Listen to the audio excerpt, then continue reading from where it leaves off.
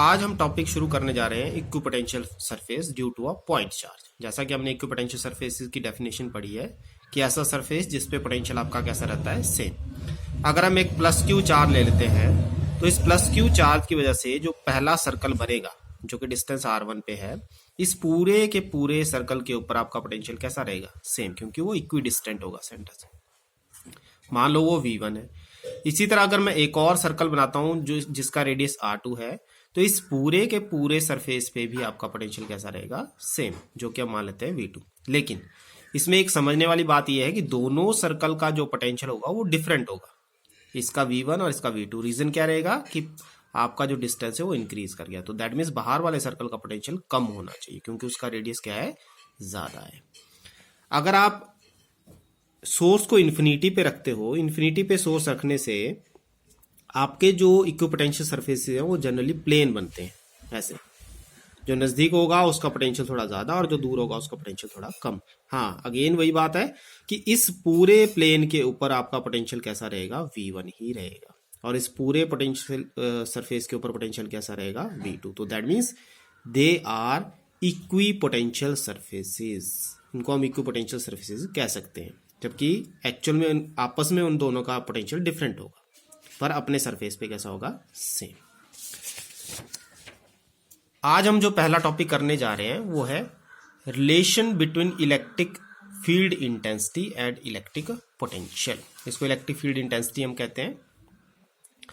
तो हम क्या करते हैं, एक प्लस क्यू चार्ज ले लेते हैं। उस प्लस क्यू चार्ज की वजह से आपको पता ही है इलेक्ट्रिक लाइंस कहां जाएंगी, आउटवर्ड। ठीक है, फिर हम उस लाइन के ऊपर दो पॉइंट ले लेते हैं, ए एंड बी। अब Q से दोनों का डिस्टेंस डिफरेंट है, तो इसके ऊपर पोटेंशियल अलग होगा और इसके ऊपर पोटेंशियल अलग होगा।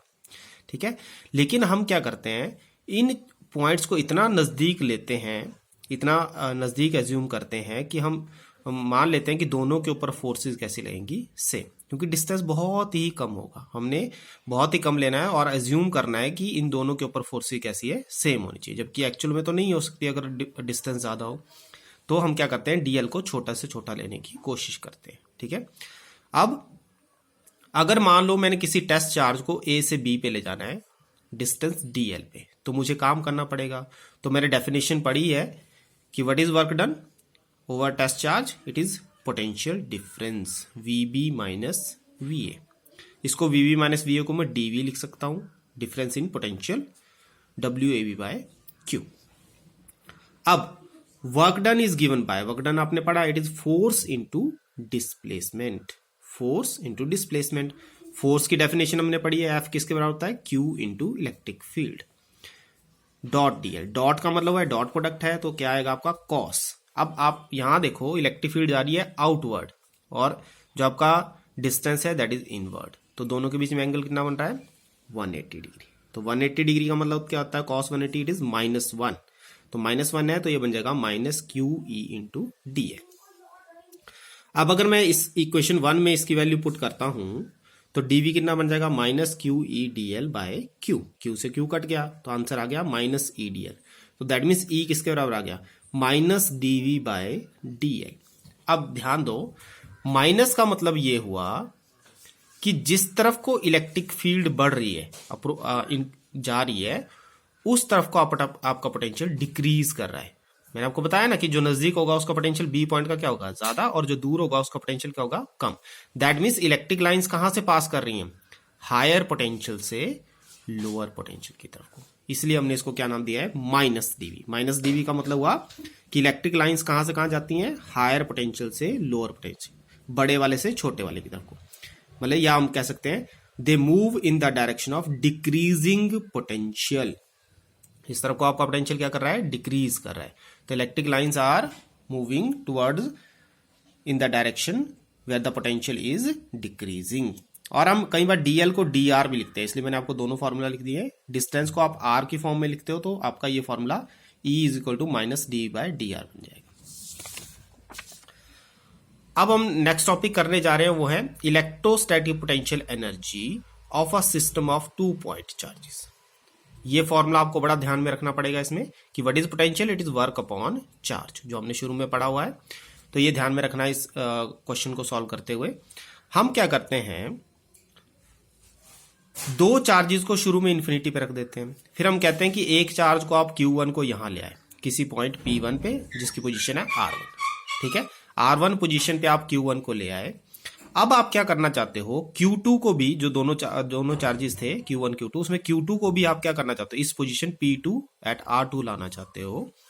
तो इसको यहां लाने के लिए हमें काम करना पड़ेगा किसके अगेंस्ट, इस Q1 की फील्ड के अगेंस्ट, जो Q1 ने अपनी फील्ड बना ली, जिसको हम पोटेंशियल भी कहते हैं Q1 का। तो Q1 क्या करेगा, अपना एक पोटेंशियल बना लेगा जब यहां आएगा, और जब ये पोटेंशियल बना लेगा तो जो Q2 तुम्हें इसके अंदर लाना पड़ेगा, तो उसके लिए तुम्हें काम करना पड़ेगा, क्योंकि वो रिपेल करेगा, पॉजिटिव चार्ज तो रिपेल होंगे। तो पहले तो हम निकालेंगे कि इस Q1 की वजह से इस पॉइंट R2 पे या P2 पे आपका पोटेंशियल कितना होगा। तो आपको इसका डिस्टेंस पता होना चाहिए, तो डिस्टेंस हमारा है R12। तो what is the formula for potential, 1/4πε0 Q1 upon R12। तो दैट मीन्स ये हुई पोटेंशियल की वैल्यू एट पॉइंट P2 किसके, Q1 के। अब हमने ये फॉर्मूला यूज करना है, व्हाट इज वर्क, अगर मैं चार्ज को उधर ले जाता हूं, पोटेंशियल इनटू चार्ज। तो यही हम करेंगे कि कितना वर्क हम करेंगे इन्फिनिटी से P2 पे लाने के लिए, work is equal to potential into charge, ठीक है। तो वर्क पोटेंशियल कितना आ गया, पोटेंशियल किसका लेंगे हम, Q1 का, तो 1/4πε0 Q1 बाय R12, और चार्ज कौन सा लाना है, Q2। तो हमारा ये वर्क किस में स्टोर हो जाएगा, in the form of potential energy.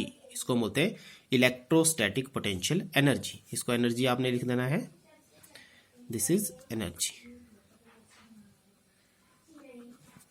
Electrostatic potential energy, ठीक है। तो ये हुई जब आप 2 पॉइंट चार्जेस लेते हो, ठीक है। अब इसके बाद ये कहता है कि मान लो अगर आपने n पॉइंट चार्जेस लाने हैं, तो electrostatic potential energy of system of n point charges. तो n पॉइंट चार्जेस में हम मान लेते हैं कि पहले हमने Q1 चार्ज लाया। अब Q1 चार्ज को जब आप इन्फिनिटी से लाओगे तो यहां तो कोई फील्ड नहीं है, क्योंकि कोई भी चार्ज प्रेजेंट नहीं है।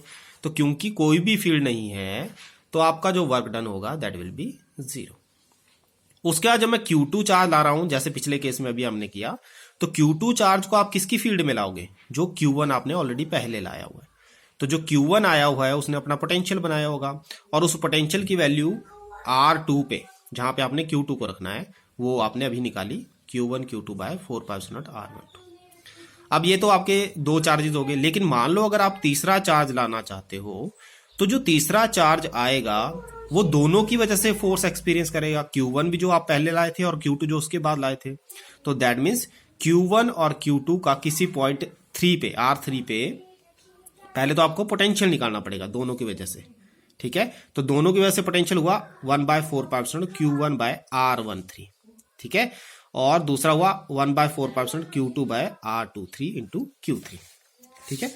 तो आपने, जैसे मैं एग्जांपल के लिए आपको समझाता हूं कि मान लो ये Q1 है और यहां पे तुम Q2 लाए हो, ठीक है, और मैं Q3 यहां लाना चाहता हूं। तो यहां से लेके यहां पे और यहां से लेके यहां पे, मतलब ये हो गया R13 और ये हो गया R23। तो इसकी वजह से पहले यहां पे कितना पोटेंशियल जनरेट हुआ, फिर इसकी वजह से यहां पे कितना पोटेंशियल जनरेट हुआ।